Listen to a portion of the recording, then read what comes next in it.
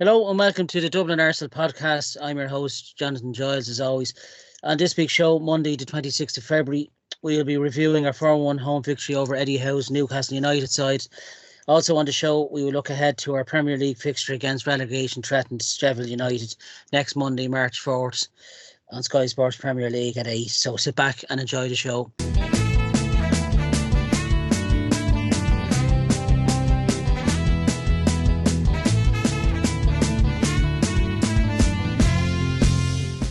On the show this week, I'm joined by my regular guest, as always, Carl Ozzy Osborne. How are you, pal?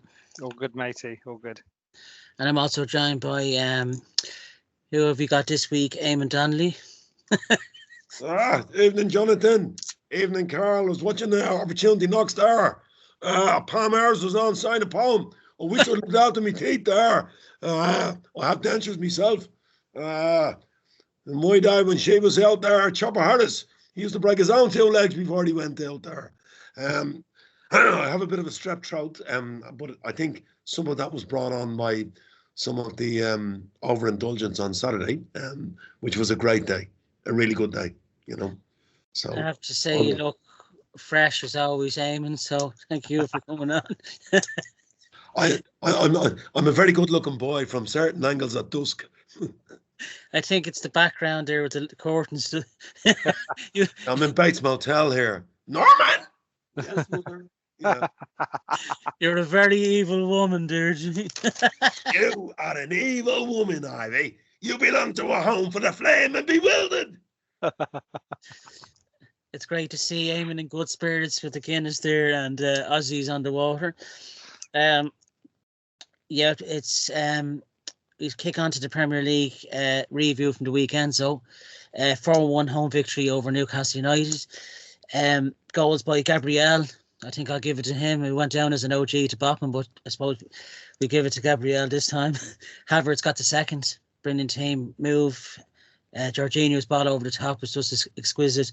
And Martinelli setting up to Havertz. And I think it's safe to say, as Eamonn said over the last few weeks, he's beginning to play like an Arsenal player, Havertz now. The third was by Saka. I thought when he went one-on-one with Livramento, there was always going to be one outcome, and he finished it well past Curtis into his left-hand corner, and Kivior with the fourth, a superb corner from Declan Rice, and Kivior buried the header, even though it did take a slight deflection. I think it was going in anyway. And one of our ex-gunners got the consolation goal for Newcastle, Joe Willock. Good move from Bourne down the side, down the flank, and a pretty decent header from Willock. But I'm sure he wishes he plays for Arsenal now. It was Cardi's first start since the Carabao Cup final. I thought he made pretty decent saves in it, in fairness. But I thought on our own side, if Alan Williamson is listening, he decided not to take part in this show after the roasting he got. No VAR decisions this time. It was cheerio a full time. 4-1 revenge was sweet, and you could feel it in the game. But I thought we really took Newcastle by surprise in that first half an hour. Could have been a lot more than 2-0. Really, could have been outside. It could have been another 5 or 6-0. What we've seen over the last few weeks. I thought Saka's pace terrorised Livramento, the fullback. Jorginho, Odegaard and Rice in midfield were just brilliant. Saliba and Gabriel at the back. Just immense again. And David Ray coming out for cross. He's just building confidence game on game. Smith Rose unlucky when he came on as well. He had an effort cleared off the line by Dan Bourne. Looked really fresh when he came on as well. It was Bukayo Saka, 6 goals now in the month of February, including 2 penalties. So he's had some months, in fairness to him. It was 5 Premier League goals in a row now in 5 games for Saka. It was the first time in 9 years that's happened for an Arsenal player, and 10 Premier League clean sheets. I thought Jorginho, they gave man of the match on TNT to him.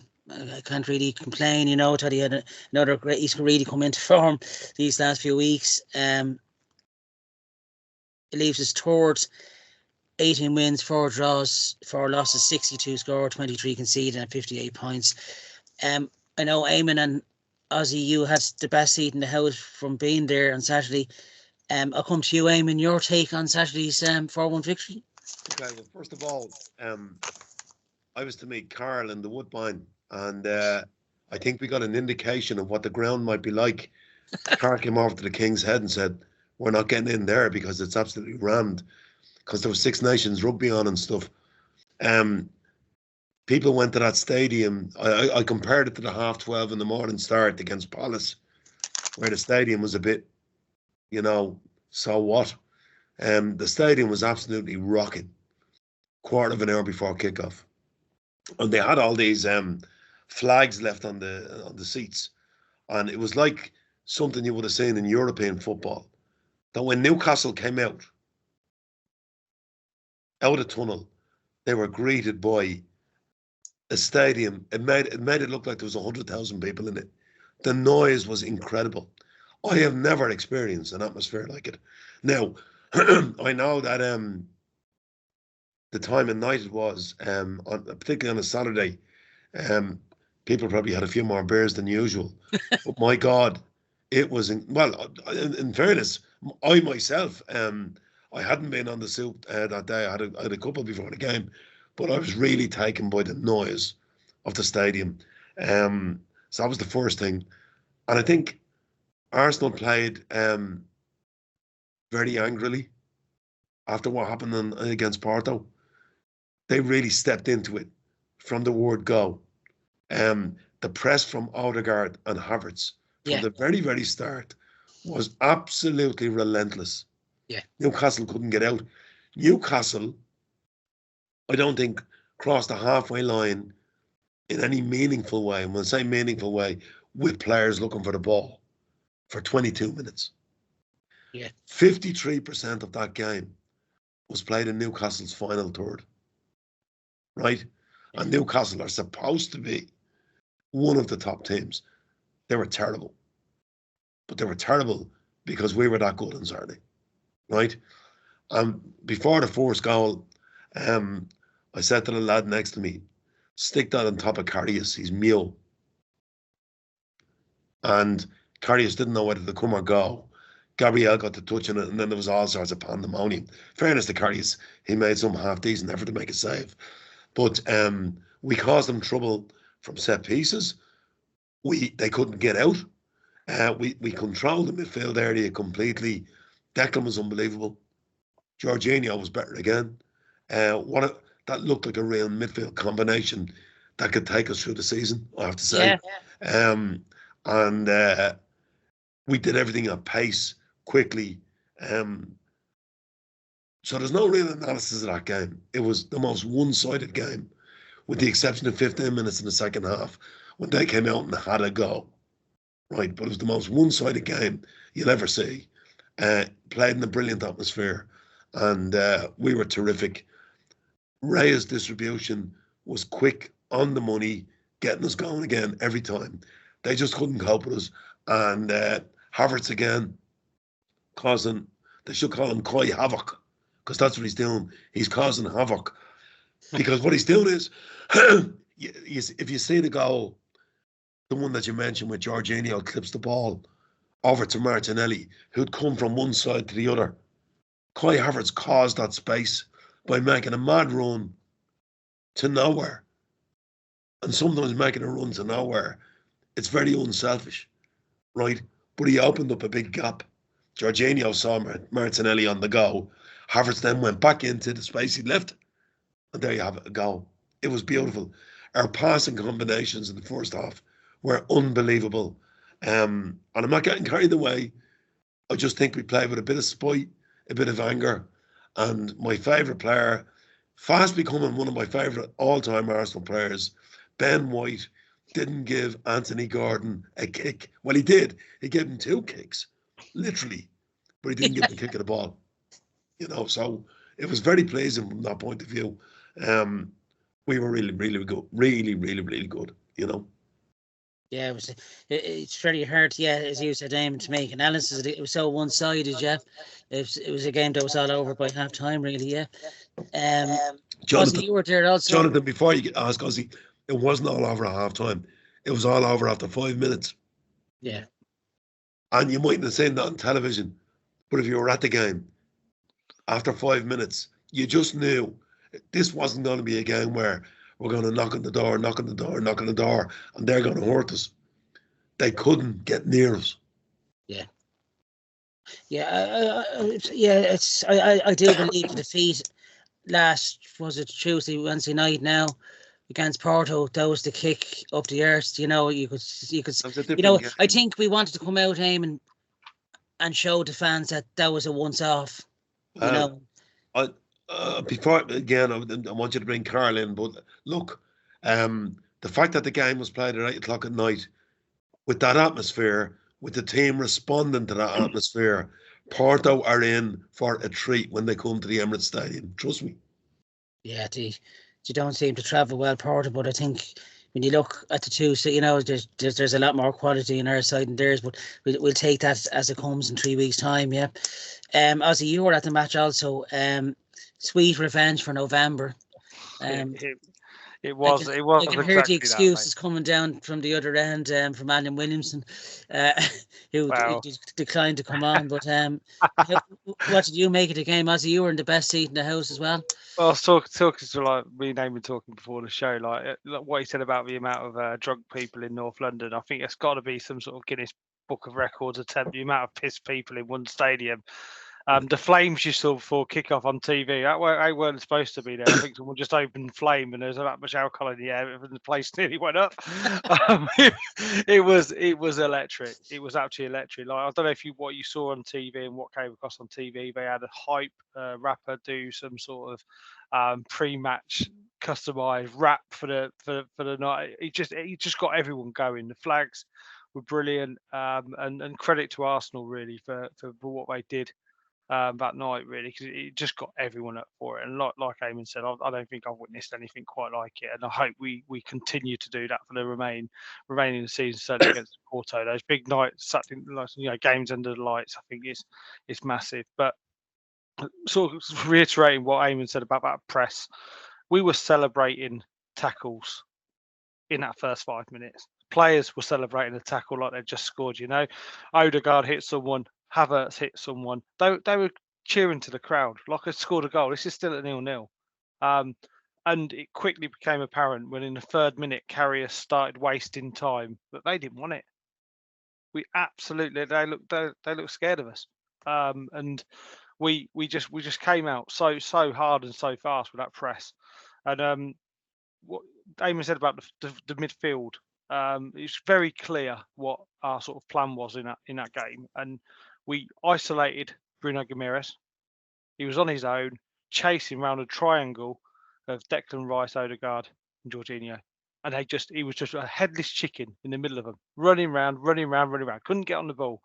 And it was clear that we were just keeping the ball away from him, because when he's got the ball, he's a bloody good player. As much as I don't like the guy, he's a bloody good player. But they kept him off the ball. And Longstaff and Miley just couldn't do nothing.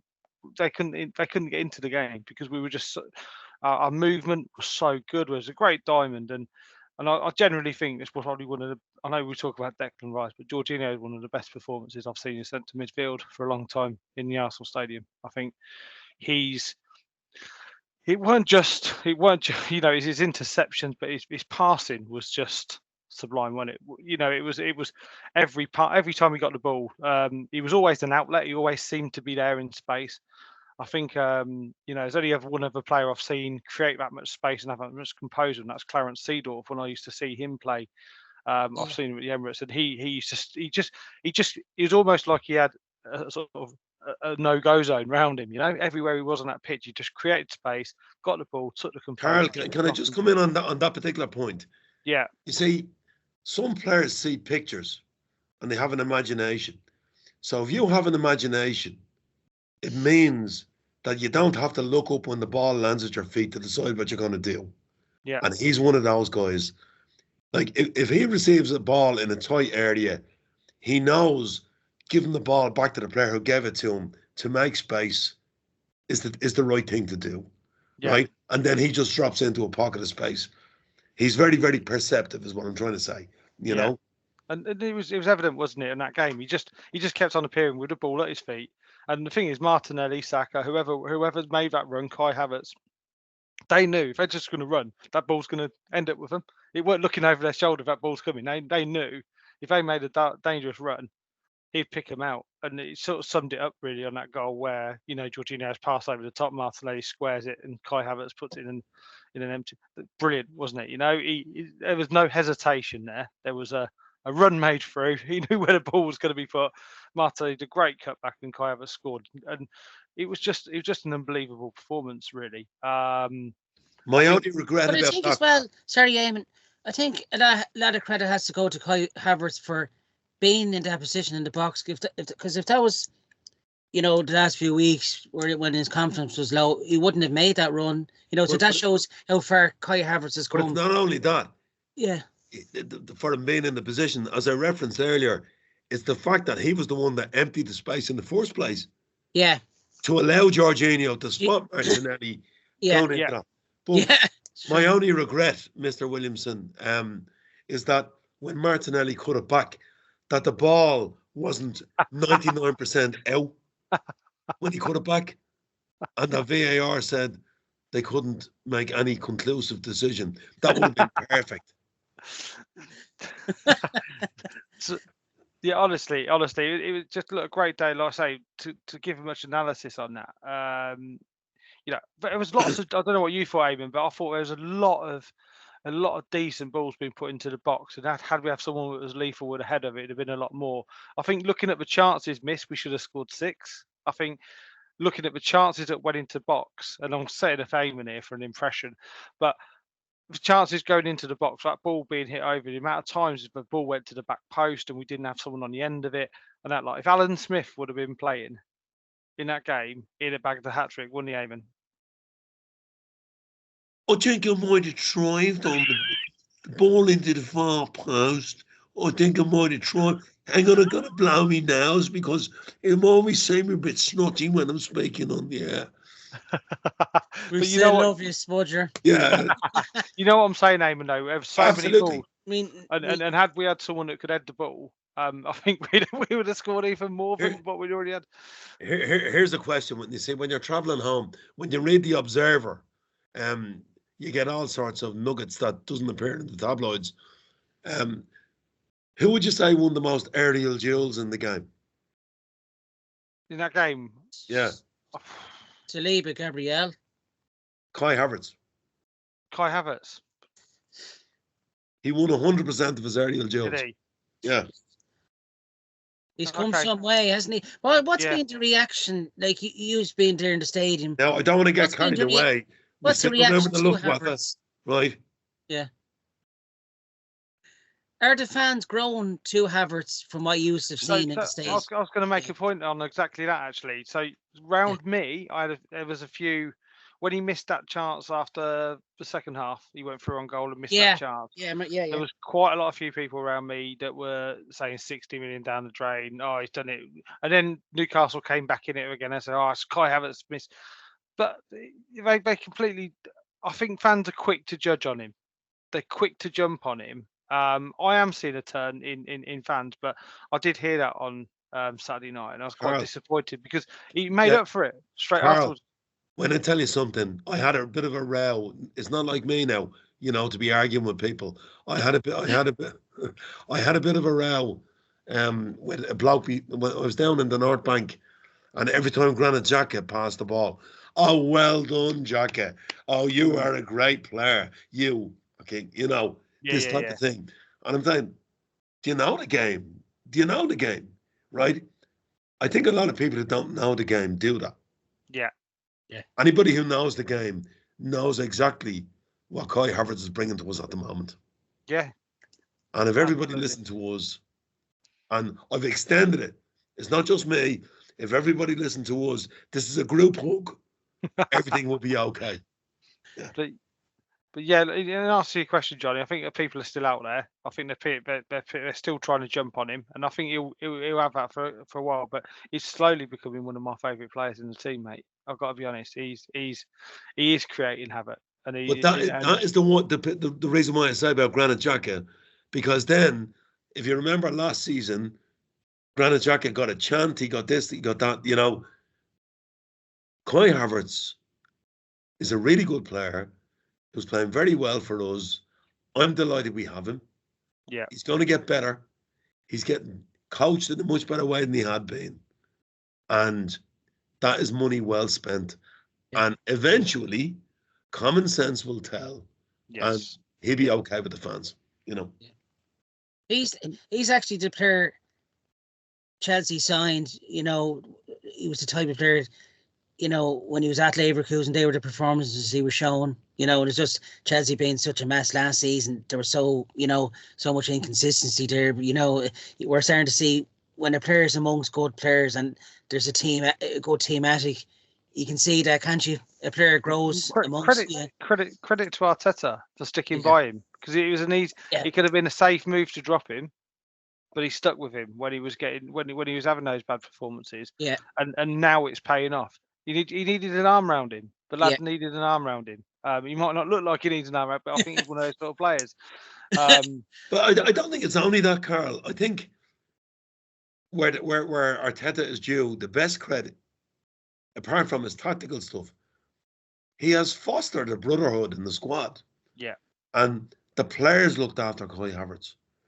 Yeah. Until Kai Havertz became comfortable. And that's really important. Yeah, No, definitely. Yeah.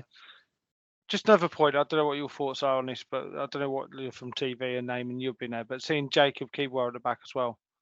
I think we got a big fight for left back there.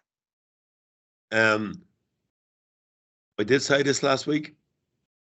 He is the real deal. Yeah. I think we've got another midfielder when Zinchenko comes back anyway. That was my view. That's my takeaway. I said we don't need Zinchenko to come back at left back. We've got a left back now. He's almost like the equivalent to Ben White on the left hand side. The way he plays. Yeah. He's got that bit of fight about him as well. And if we can have Ben White, very well built as well. I thought he done quite well against Porto, Kivior. Yeah, he did. And as your uncle Johnny Giles would say, Jonathan, he has a bit of the devil in him. He does. He's great at set pieces as well. In terms of corner kicks, he was in that. He got across that defender on Saturday. It was a really. It's kind of like Gabriel. At those type, the movement of him. I mean, you can see they've been working. That set piece though. That set piece coach. He's worth his weight in gold. Credit you there. I said it a couple of weeks ago. What I love about him is that he's an annoying little prick. But he's ours. He's our one, He annoys everybody on the opposition. He's great, Yeah. It's he could cause a row in a yoga class, that fella. But Andy McKay's made a good point. He was on co-commentary on Saturday.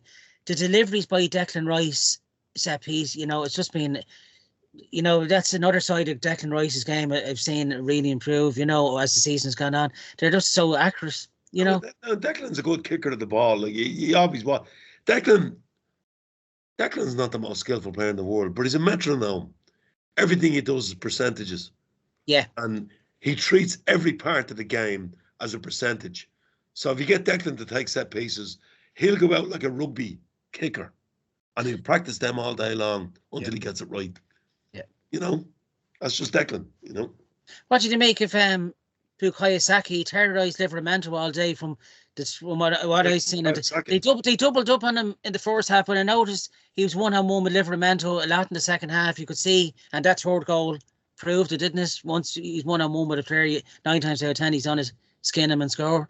Well, look, I said last week on the show, what we have with Bukayo Saka in an attacking sense now, I know Mo Salah, 32 now, in my view, Bukayo Saka is second only to Kylian Mbappe as an attacking player in world football. That's a high compliment to pay. You tell me, you could argue about Salah because he's been brilliant. But for Saka's age, it's just incredible the rise. Yeah. 100% to him. Yeah, and he's our top scorer now in the Premier League. I think he's only 5 off being top scorer. I think he's only 5 off Haaland. So. Yeah, he's had a great month of February though, Saka. Yeah, we've seen another. He's just. And he doesn't have a stupid ponytail or top knot. there was one moment in that game where he danced himself away for about 3 defenders, and it was quite funny for where I was sitting and watching my view, Johnny, you know it. But he was trying to push him out on his right foot. So he did. He got through and pulled a shot. And a hell of a save from Carey, similar to the goal actually he scored against Burnley. Yeah, I was right behind that. Yeah. They were like pushing him out to his right, and he was well, I'm going to hit it for that, man. But they just don't know how to play against him because they're trying to compensate, and that's what it was. You see, that happened in the first half, and then when they done it for his goal, I don't think they know what to do. Well, we can't put him on his right; he's going to shoot. We can't put it on, and then you could just see all of them were. It was terrible defending when you look at the replay, but it just scares them. They just didn't know what to do. And that's he's got players thinking. He's got in their heads because they don't know. So don't let him shoot on his left or don't let him shoot on his right now because he just nearly put one past us. Yeah, he's scaring the life out of defenders. I'd just fake an injury if I was a Newcastle player and get off that pitch, mate. That's what I'd have done. There's one thing a defender hates is a player running at you. You know, so you don't know what way do you go, left, right, or and you could see that Newcastle. Those supporters I've seen them, to be honest, they blame injuries and all, but I think if they even had the full strength team, we kept Guimaraes very quiet. They were making a few naughty tackles as well, Newcastle. But yeah, that could have been a lot more than 4. And as Eamonn says, today he's coming where we're going to get 6 or 7 past the team. Just that's 18 goals now, 2 conceded in February. It's just been an incredible 6 out of 6 now since the restart. Yeah, but let's not get carried away. The team. But do you think, Eamonn? Do you think them defeats to West Ham and Fulham at the end of December was that what the team needed?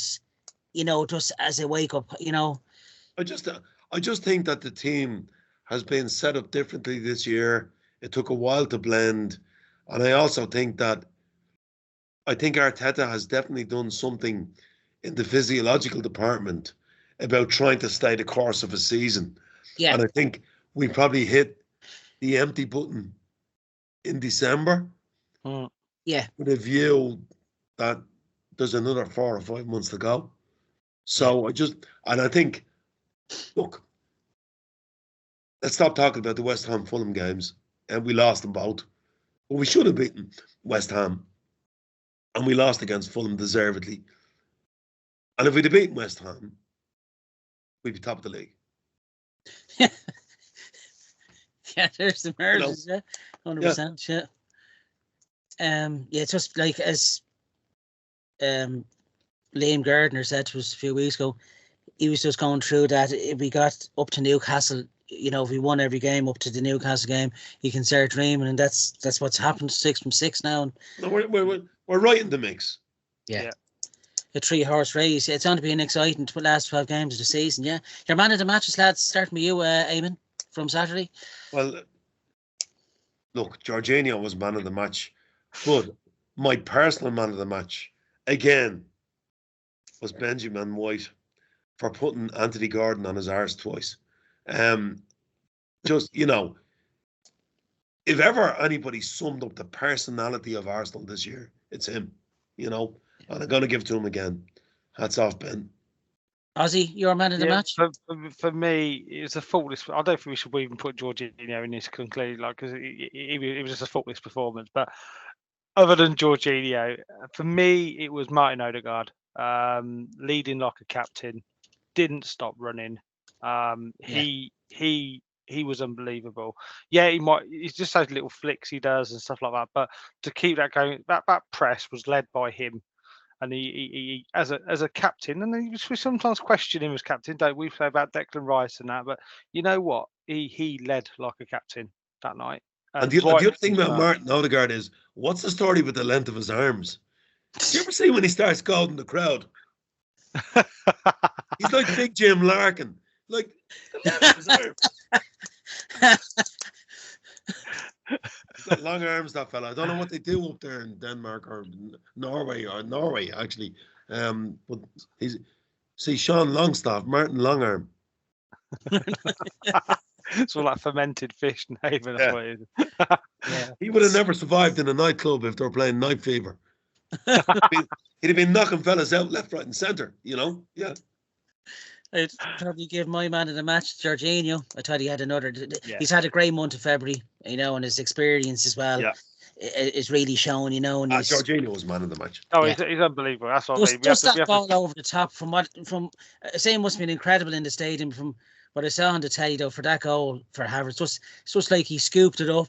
And there was, right on Martinelli's foot, and what a move, and it deserved the goal to finish off the move, yeah.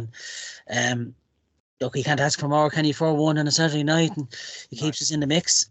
We move on to our next fixture, which is next Monday night, 8 o'clock against Sheffield United away against Chris Wilder's side. Our last meeting was October the 28th when Eddie got a hat-trick, by far his best performance I've seen of him, and well-deserved hat-trick as well. Fabio Vieira got a goal as well, and he was really good that day as well, and Tommy Esu got the 5th. Sheffield United now they look pretty much doomed now, arguing with themselves yesterday in the Wolves match as well. They lie 20th now, having played 26.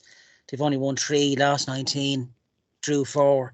Scored 22, conceded 66. We scored 62 ourselves and 13 points. And sadly, that's pointing to one way, and that's probably it's a championship team, really, with no disrespect to them in the Premier League, like it was on the previous occasion they were in the league. I'll come to you, Eamonn. Well, I'm not going to spend any time on this. To be honest, it's like every other game you play, and particularly away games. We have to be on it. And if we're on it, we're going to win that game comfortably. Yeah, 100%. Yeah. Ozzy? Yeah, it's a must win, isn't it? It has to win. You look at their form. Yeah. Famous last words, but we have to win. If we want to be serious, I like to think we've got to a point where when we need to win, we get a result. So I'm hoping we win this comfortably, and we should be winning it. Famous last words, but we'll see. Yeah, they're a very poor team, Jeff. Their confidence is rock bottom, and I think we should take advantage of that. But look, Bram and Lady, as Eamonn says, take every team on its merit. You can only beat what's in front of you, and I'm sure the mentality will be correct. We've got a good week now to prepare for that one. So the game, the game's breaks for us is coming nicely as well. Goal of the month. I don't do goal and player of the month for February, lads. My goal of the month will be Declan Rice against West Ham. I thought he had a great game that day, and the way he finished that strike, he deserved it. So Declan Rice for me, and player of the month for myself is Bukayo Saka. 6 goals and the 2 penalties. I thought he's had a superb month. I'll come to you, Eamonn, your goal of the month. My goal of the month was Bukayo Saka off his right foot against Burnley. Yeah, what a finish! It was like a catapult. Yeah, what a finish! They didn't expect him to hit it. Yeah, put him on his left. What? What? That was my goal of the month, and my player of the month is also Bukayo Saka. Yeah. I wouldn't be saying he's only behind Mbappe in world football. The last month, he's just gone to another level. Yeah. I was just going to say that, he has moved on to another, and thankfully he's ours. Ozzy, your goal of the month for February? Yeah, it's got to be Declan Rice. I was thinking about this before, so I've gone very similar to you guys in terms of goal player of the month, Saka, but it's Declan Rice. It just that's a special goal for many reasons, wasn't it? So it's Declan Rice and Saka for me. Yeah, just before we wrap up the show, just a brief mention to the FC Porto game there last week. It took them 94 minutes to get the goal, but it was just one of those frustrating nights where we didn't have a shot on target, which is very unlike us. But as Arteta said in his press conference the day before, these lads are a group of inexperienced players with no Champions League experience. But you'd assume going back to the Emirates, as Eamonn said, it'd be an atmosphere like Saturday night. Eamonn, your take, briefly. Well, I'll be very brief because, as you know, I'm under a bit of time pressure. But I think what happened there was, because it was a Champions League knockout game, we were very nervous. And Martinelli's touch in the first 5 minutes told me everything I needed to know. It was all over the place, right? Secondly, I think Porto compressed the area of the pitch where we wanted to play the game, right? They will not be able to do that at our place, right? And I think we'll be okay. And I just wish that the Dublin Arsenal podcast group, it was full of people who know their football, would just calm down a bit when things don't go according to plan. Just calm down. Calm down. Have some Horlicks. Pour some lavender in your bath. Eat more nuts. Eat more nuts, seeds, yogurt. Read a book. You know? Yeah, sadly we lost Craig Smith out of the group. I'm sure he'll be back in the next week or two when we turn that result around. Ozzy, briefly, your take on it? I was Arteta out after that, mate. Performance, shambolic performance, mate. If only we'd have signed Mudryk and Carlos Kickerball, we'd be all right. But look, it was. I said before the podcast before the Porto game, we had to keep it tight, right? And I think we did that for 93 minutes. Had it been a 0-0, I think we'd have walked away and said that's a good result considering how we played and we kept it tight. Yeah, 100%. Considering the nerves, right? But it's a bit of a worldie, the goal. I know people were critical of Raya. I wasn't. I didn't think it was Raya's fault at all. I think there's plenty of examples where Ramsdale's let the goal like that as well. It was a great strike. And I compared it on the thread actually to the RC Lons game. It reminded me, and I'm hoping it's going to have a similar outcome. It was their cup final, and I said that on the preview. This will be their cup final. There are a lot of young players. We've got to give them respect. They are in the Champions League for being a good side, and they've got to where they have done by playing good football. So yeah, I think for me, I think I'm hoping it turns out the same like the RC Lons game. I think they've had their final. Well done. They've won the Champions League they've had their night of fun. Let's absolutely smash them at the Emirates. And I think if I was Arteta, I'd be showing that video of their coach smoking a cigar, dancing around the changing rooms like he's won it. There's enough motivation he needs to be showing the players. And knowing Arteta, he will be showing them that on loop for the next few days, building up to it. I think, knowing him. But I hope they do watch it and see that. So. Yeah, look, you'd fancy our chances at home. We've been so consistent at home all season, but it's going to be a really top game. Yeah, March the 12th. That one is Tuesday. It's been a busy show, lads. I know Eamonn has to tick on, so I'd like to thank Ozzy as always. Thanks for coming on, Carl, and yourself, Eamonn. Thanks for coming on. Martin will have this up in the next few hours. As always, you can catch our show on the Dublin Arsenal YouTube channel. Comment. There's just one thing I want to say before we finish, Jonathan, and that's particularly aimed at Richie White. I'm delighted Everton got something back. Yeah, I really am. I really am delighted Everton got something back today. Yeah. And all fingers are pointing to Manchester City, your last season in the Premier League next year. As always, our next show will be next Wednesday because of the Sheffield United match next Monday night. So until then, have a good week, lads, and thanks for listening. Thank you. Cheers, mate.